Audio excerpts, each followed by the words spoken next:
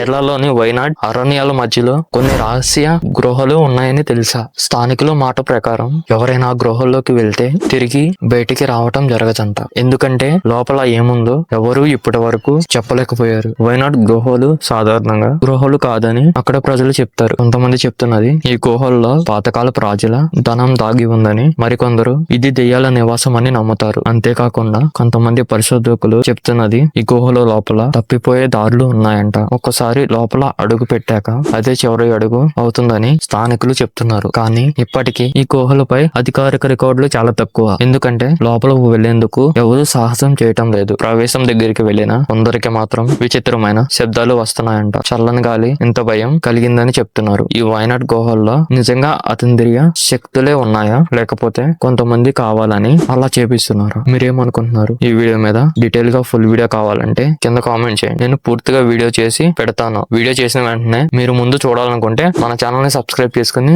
అలాగే bell icon active లో పెట్టుకోండి.